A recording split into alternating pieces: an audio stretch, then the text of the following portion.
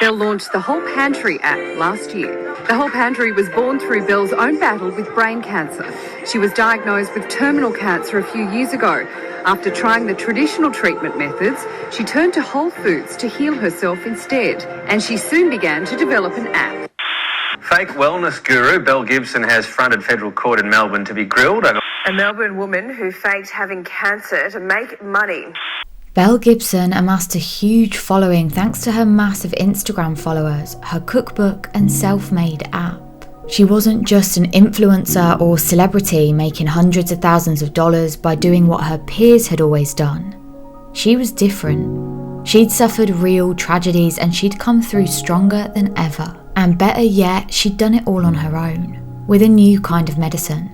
The healthy eating, clean girl aesthetic had cured her of not one, not two, but 5 different cancers. She attributed her miracle to something you at home could achieve too, for the low price of 37 Australian dollars. She'd figured out a new treatment process and she wanted to share it with the world. Belle described how back in 2010 she was told she wouldn't be able to have children, but just a short while later she got pregnant with her son. Then in 2012, assuming she'd not be able to have any more children, she realised she was pregnant again. This time, however, she miscarried at 5 months, and after that Belle said she needed something to break the negative cycle and realised that there must be other people out there feeling as quote unsupported as she was. And so that's when she started posting on Instagram, and the social media scam of a lifetime was born. This is Red Rum, stories about the true victims of crime. Belle's success was elevated by her being at the very start of Instagram, and she managed to reach a huge number of people, especially people who were facing similarly difficult situations. Her Instagram followers increased by hundreds and then thousands, and Belle wanted so badly to share how she'd achieved such a miraculous recovery. She would upload photos and posts with a real focus on visually appealing food, and it was seen as a clean eating page. But sharing her tips and advice on Instagram wasn't enough. It wasn't reaching enough people, and so she decided to launch the Whole Pantry app in August of 2013. And it was noted at the time as being the first health and wellness app in the world. And the app, which cost $3.79, was inhaled by her Instagram followers. It ran on iPhone, iPad, and iPod Touch and made a huge noise, cashing in $750,000 from the App Store. The unbelievable launch of the Whole Pantry app got the attention of Apple, who got in contact with Belle and offered her the opportunity to come and work with them in developing a new product with them. Belle was flown out to California to work with them on a number of occasions over the following couple of years, and Apple continued to promote the Whole Pantry app on the App Store. No doubt the main reason for this was to do with the huge amount of money it was bringing in, but it also may have had something to do with Steve Jobs. Steve Jobs, the founder of Apple, was diagnosed with a rare form of pancreatic cancer back in 2003. After reading the book The Mucusless Diet System, Steve became a fruitarian, which means he gave up dairy and meat, and he started eating a diet of mainly fruit. This diet is known to be dangerous in terms of malnourishment, and it is reported to have made his condition worse, although that's not been proven by any means. And so, Belle was now rubbing shoulders with the really high up people at Apple, and she was loving it. Because of the success of her app, she announced to her followers that she had given $300,000 to charity, typing, quote, "Don't forget, for every app downloaded until this Sunday, your purchase goes straight to the 2H Project and the Boomy Seahat Foundation to prevent maternal and infant deaths." The app was voted Best Food and Drink App of 2013. And by the time 2015 rolled around, Belle had been in contact with one of the largest publishing houses in the whole world, Penguin. She had been in contact with them, and they had made a deal with her. She was going to write a book called The Whole Pantry, based on her hit-selling app. Her book detailed over 80 plant-based recipes that were, quote, delicious and nourishing and aimed at nurturing the body. In it, she speaks about passing on a wealth of information, all to do with living a healthy life. She talks about supporting everything from superfoods to detoxing to natural beauty. Belle wrote very clearly in her cookbook what her journey had been. If people were going to buy the book, they needed to know her story in its full, dramatic and filmic entirety. In the book, at the beginning, Belle wrote exactly about her journey and how she had discovered that she'd been diagnosed with cancer. It all started one day when she was at work and she suffered a stroke.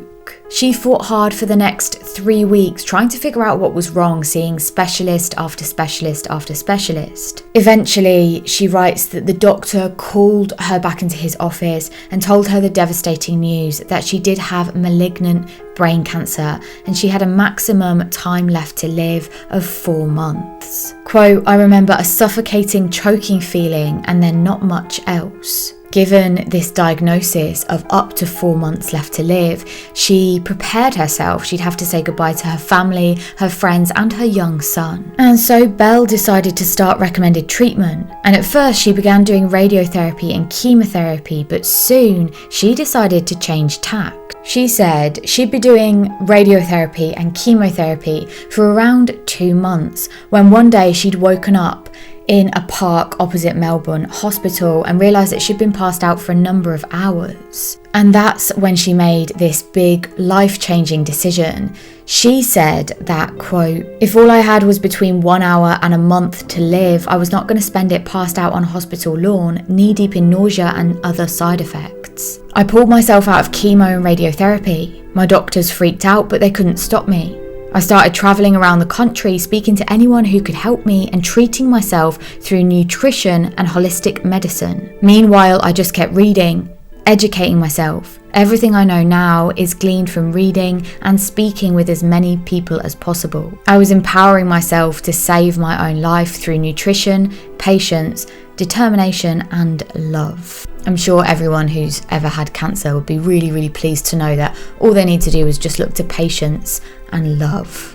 The next few weeks passed by, and then the next few months passed by, and before she knew it, the 4-month period that she'd been given as a timeline had long gone, and Belle was feeling happier and healthier than ever, and by all accounts, she had healed herself, and she put this down to a number of things. She'd cut out sugar, she didn't eat preservatives or GMO foods, and she wasn't eating dairy or gluten. And one of the things Belle swore by was Gerson therapy. Gerson therapy is a strict organic vegetarian diet made up of high potassium foods with added minerals and nutrients, as well as coffee. The therapy was developed by a German doctor in the 1920s, and this doctor claimed that it had helped cure him of really intense migraines. He then went on to use this therapy to, he said, treat other things such as TB and cancer, and its foundation is the belief that cancer in the body is because of too much salt in comparison to the amount of potassium in the body. Gerson therapy follows a strict diet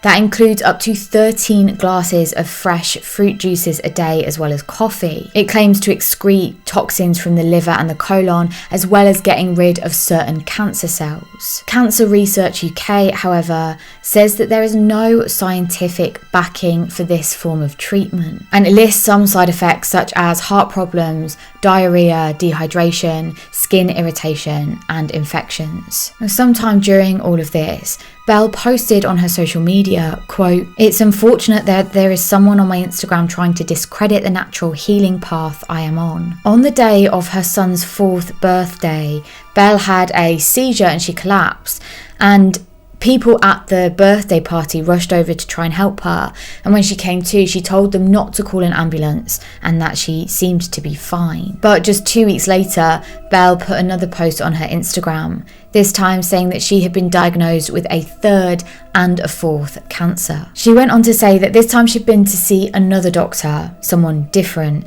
and he had told her that yes, she did have cancer and it had spread to other parts of her body, and this included her blood, her uterus and her spleen. And then in 2018, it came to light that Belle had given or claimed to have given $300,000 to charity after the launch of her app and her book.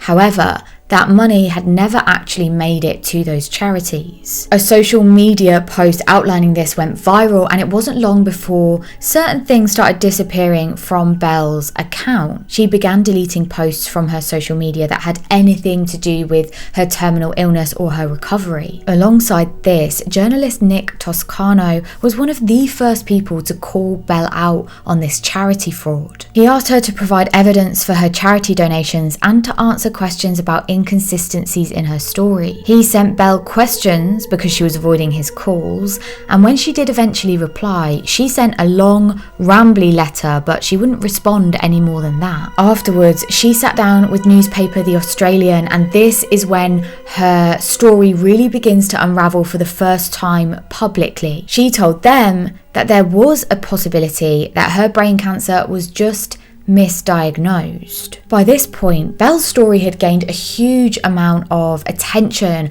from journalists, reporters, and the general public, and people wanted to know what was going on. And so various individuals started to try and verify some of Belle's accounts. And this is when her story started to change significantly. Remember how in her book, Belle had outlined the journey that she'd been on, the fact that she'd gone to this doctor's office, he'd called her in, and he'd given her that devastating news. Well, now, Belle said that she had met immunologist and neurologist Mark Johns back in 2009, and he had come to her house and conducted some tests on her. Specifically, the piece of equipment that he attached to her was a German machine, and this machine conducted some tests that would work out her frequencies, and they determined that she had this cancer. She said she'd initially lied about how this diagnosis was given to her because she was worried that her followers would assume that there was something going on, they would be worried for her, or they would be disappointed for her. This Mark Johns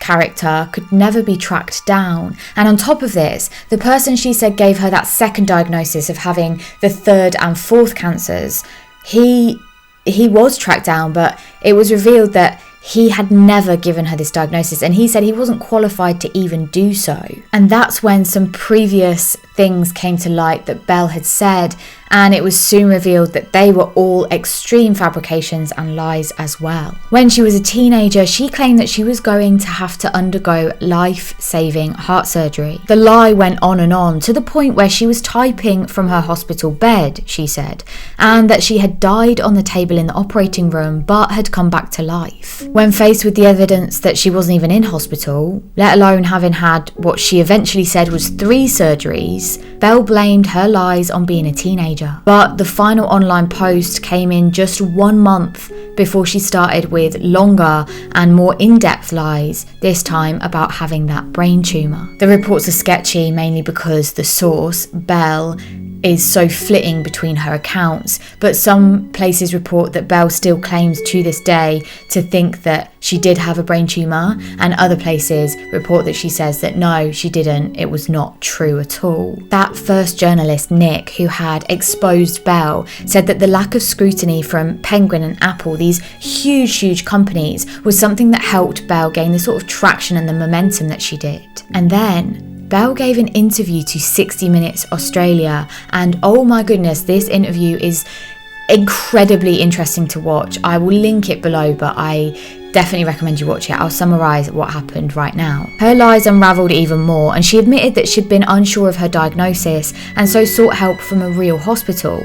But when she'd taken that brain scan at that real hospital with those real doctors, the information on her scans was passed over to Mark, this health professional, she said, so that he could consult separately with her as a medical professional. She said Mark showed her the scan and it was clear she still had brain cancer. She later said that scan was obviously a fake and it was Mark who had lied, not her. 60 Minutes Australia obtained the records of the real scan, which, as suspected, showed she didn't have brain cancer. But on top of that, they were told that she never even went in for brain cancer. She told them she thought she had multiple sclerosis, which the scans showed she didn't. The report also stated that the consultant had spoken to Belle and told her at that time that the scans were fine and showed nothing abnormal. Those scans happened in 2011, years before she started posting on her social media about her health journey and before the book and the launch of the app. But Belle insists that all those lies took place when she was in her late teens or her early 20s. Or her late 20s. She doesn't actually know how old she is, she says. She doesn't know whether she's 23 or 27 or 29. And she says that her birth certificate has been changed twice and her name has been changed 4 times. Sadly, many of Belle's followers did take her word, sometimes through desperation. Sometimes these people had stage 4 cancer and they tried all the conventional therapies and they just wanted something else. Seeing Belle's miraculous story might have convinced them to try these other remedies, none of them scientifically proven, and in some cases that could have been fatal. The damage done to people really suffering with cancer isn't known, and the true extent of that will never be known. But Belle certainly didn't have a problem with spreading this potentially life-threatening misinformation. In 2017, Belle was taken to court and she was found guilty of misleading and deceptive conduct. She got a $410,000 fine, but she complained she just didn't have the money. She said she was living on benefits and child support. After failing to pay any of the money, her house was raided, but it's also been reported that Belle has since upgraded her house to a beachside loft and bought a car. So where is she now? Surprisingly, I've found this surprising, Belle's not actually in prison. She is free to walk the streets, and the last public sighting of her was in January of 2020. A video appeared online where she speaks about being adopted by Melbourne's Ethiopian community. But a Shabo media spokesperson told AAP, quote, "She used to come to our meetings regularly and we loved how she showed interest in our people, but the community has pulled out from her after discovering her story." In an interesting turn of events, I found something in an article that was posted on Belle's social media. She had typed this and it was sort of a premonition of things to come, and this was way before her lies were exposed. She wrote, quote, "You have serious mental health issues if you conjure up lies, situations, health issues, struggles, or add an unreasonable amount of detail to keep things interesting. Make it your way of creating interaction or to satisfy and keep up all the other lies you've told. Grow up, calm down, live simply. Shut the fuck up and be normal, in other words." That didn't age super well, did it? This is Redrum. Thanks for watching this episode. This is obviously a little bit different to the usual content that I bring out. Sometimes when I'm researching murder, I come across stories of hoaxes or scams or natural disasters or things that I find interesting and I just want to dig into a little bit more. So occasionally I'll bring you some of that content too. Let me know what you think in the box down below, and I'll see you next week for another episode of Redrum. Bye.